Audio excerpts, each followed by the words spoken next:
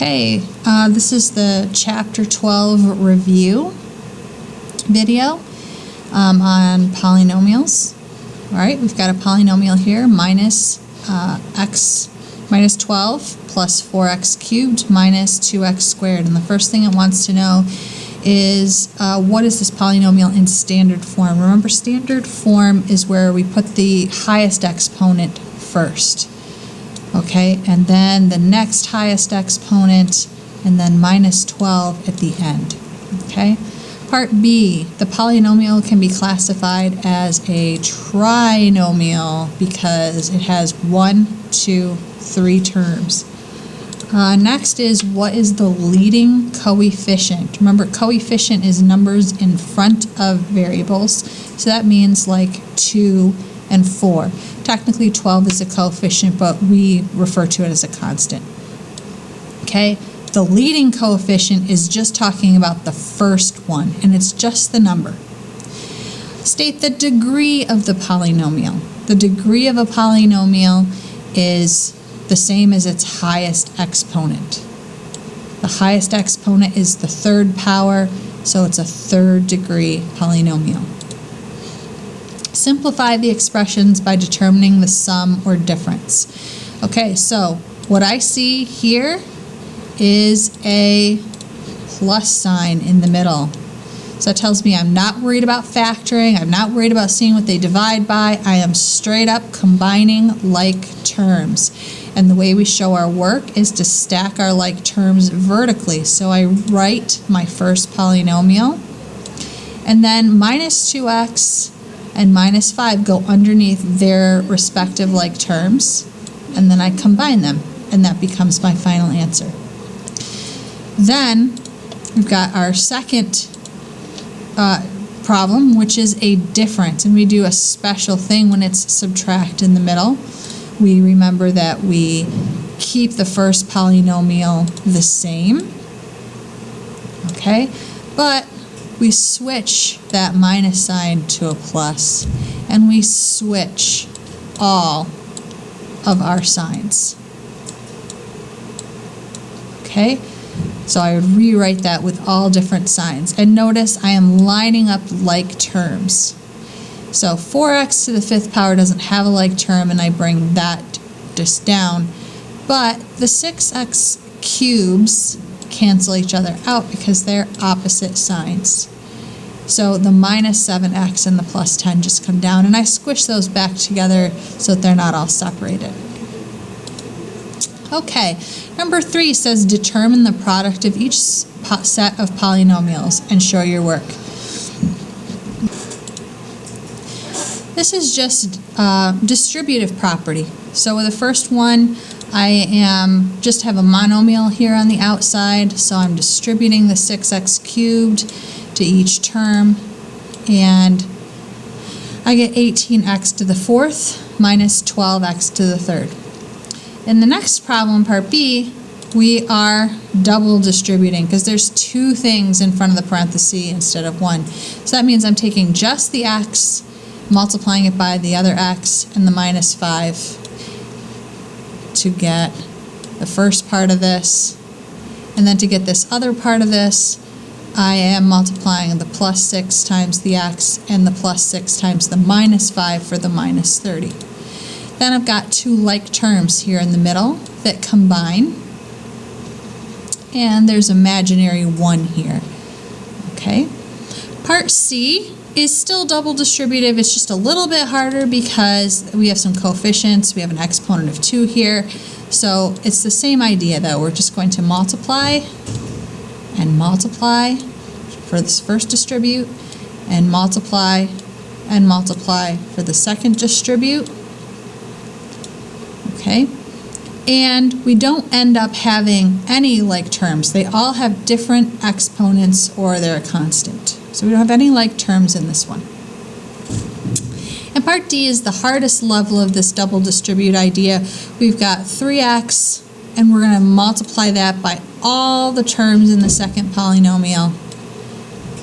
Okay, and that gives us those 3 terms.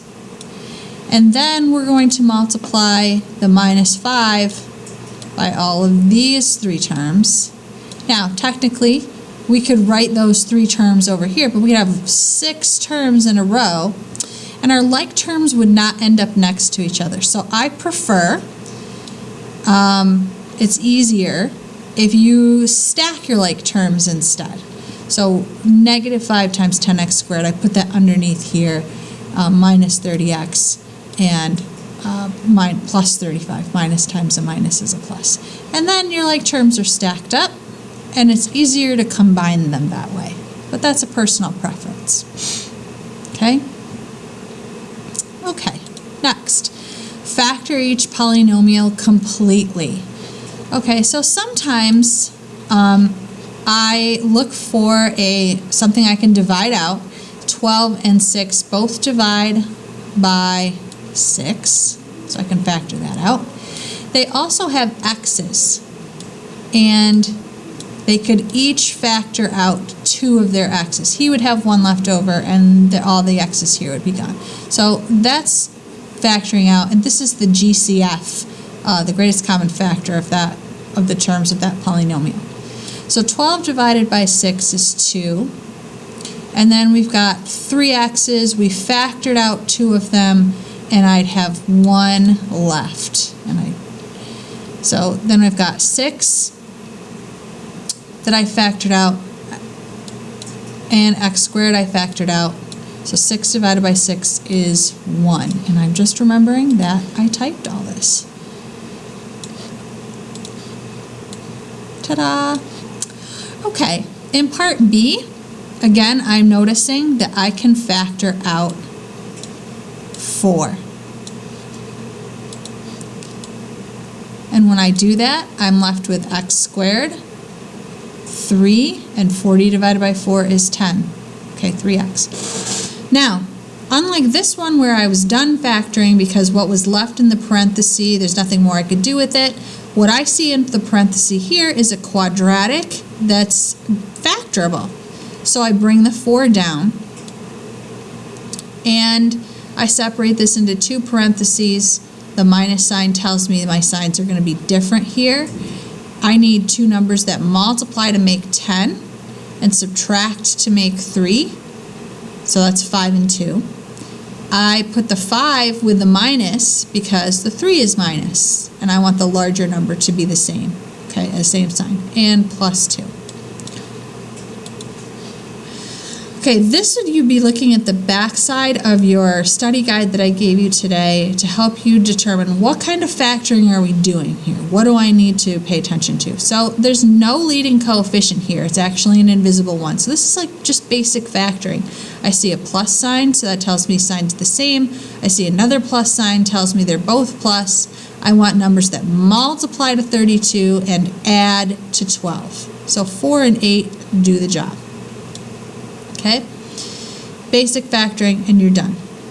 B is the next level up from that. I have a coefficient out here. However, I see that all of these numbers divide by 4. I can divide out or factor out that 4. And when I do, what's left is a quadratic that I factor like basic factoring. So I have just an x squared here. I have signs that are different,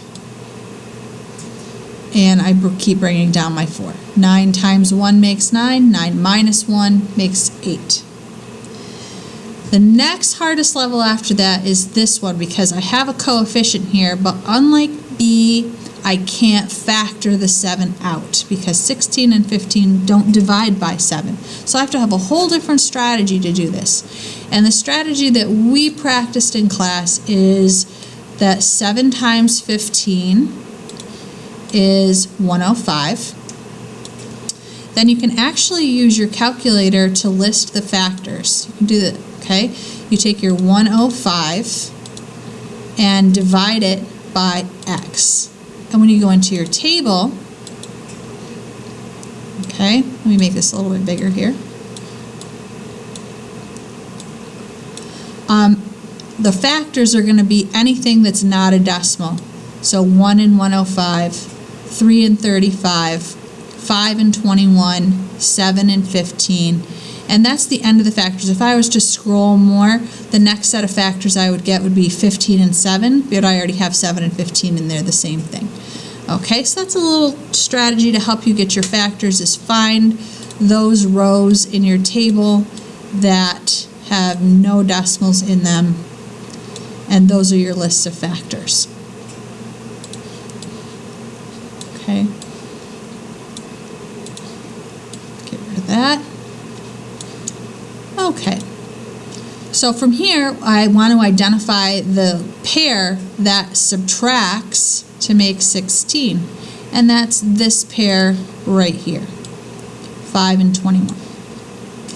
So the next strategy is I've got to start figuring out what my two binomial pairs are.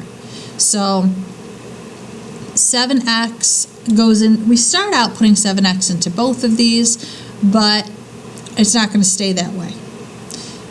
5 and 21 go into our constants of our binomials, and that's when now we're going to start factoring out. Nothing factors out of 7x plus 5. However, a 7 factors out of here.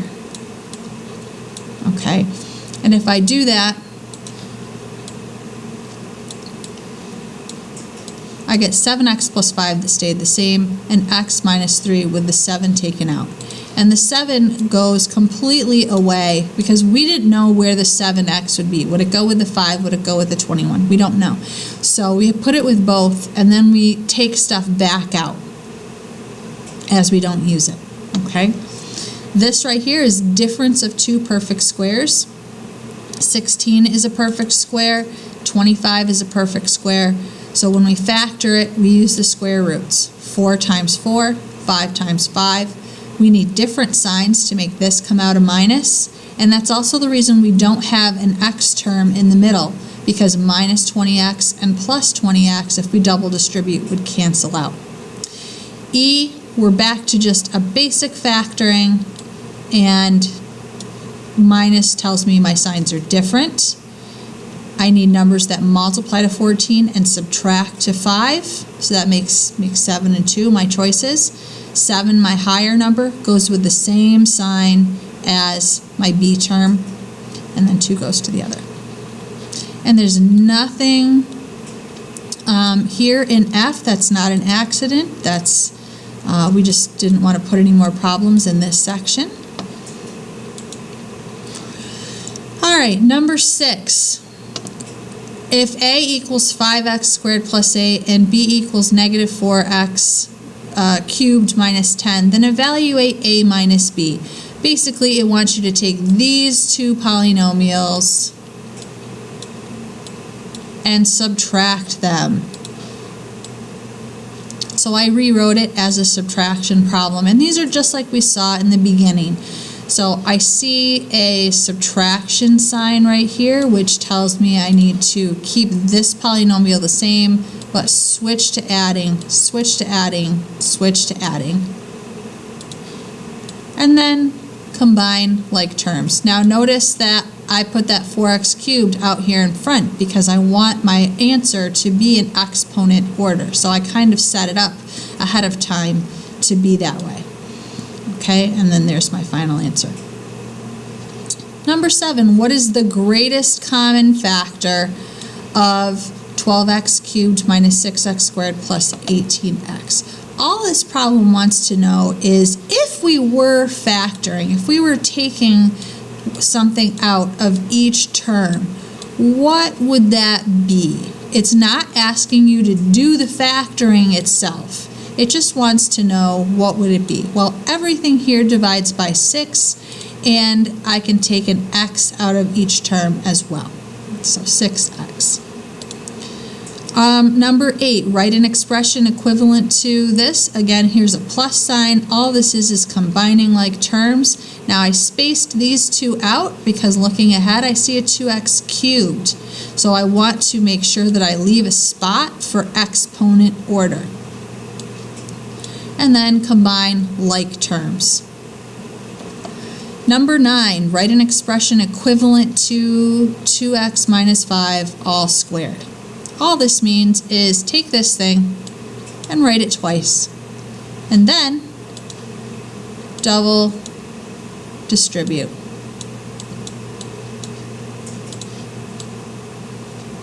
Okay, so I double distribute and combine like terms.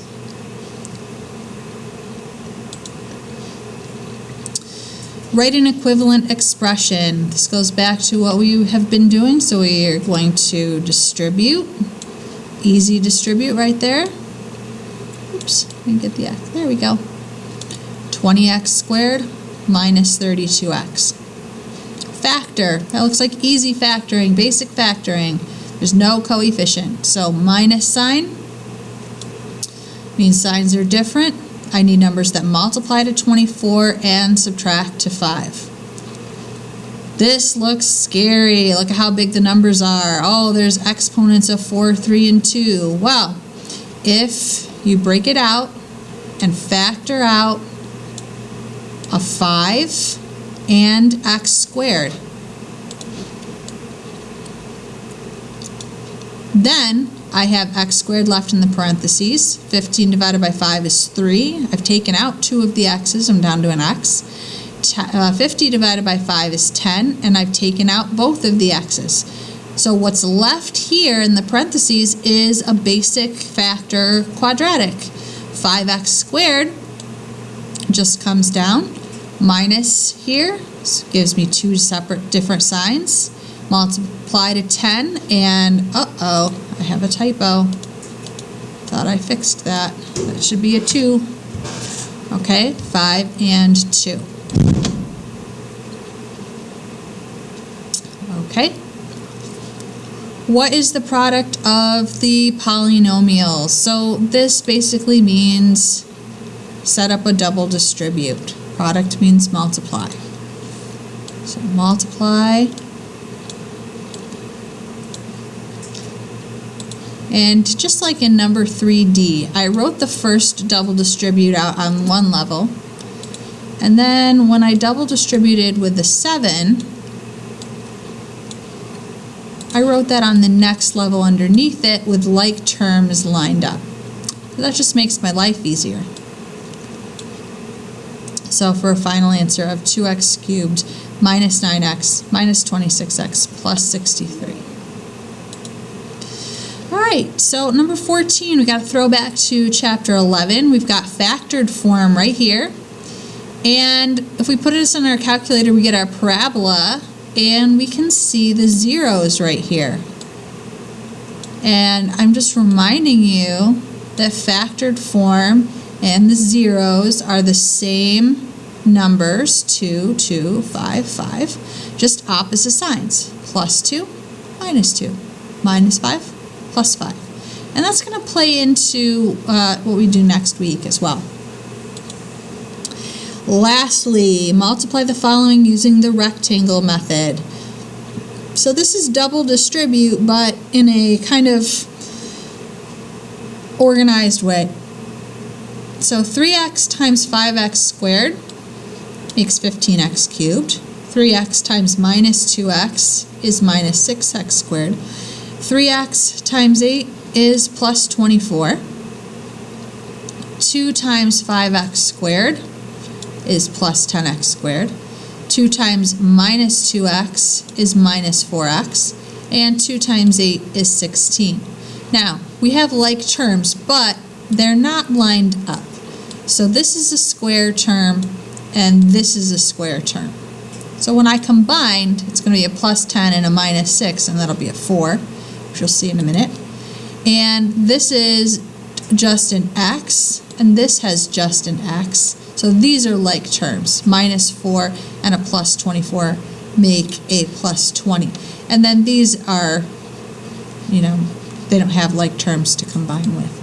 For a final answer of 15x cubed plus 4x squared plus 20x and plus 16. So you can see that the plus 20x came from these that I highlighted here, and the plus 4x squared came from those that I highlighted there. And that is the end of our review. I hope that you have enjoyed listening, and to get extra credit, there's two ways to get extra credit. Okay, one way is I'm going to make the secret word quadratic. So I'm going to ask you for the secret word. It is quadratic, and you can write that at the top of your test. Now, if you can, that doesn't provide a lot of evidence, and perhaps, if you watch this video, I'd encourage you not to share that that's the secret word, because that's cheating. Now, if you want to go a step further and earn 5 points on your test, you have to bring me some sort of proof that you watched the video. Maybe I'll see that you subscribed to it or you liked it on YouTube. Or maybe you can show me your phone where you had it in your history and you watched it.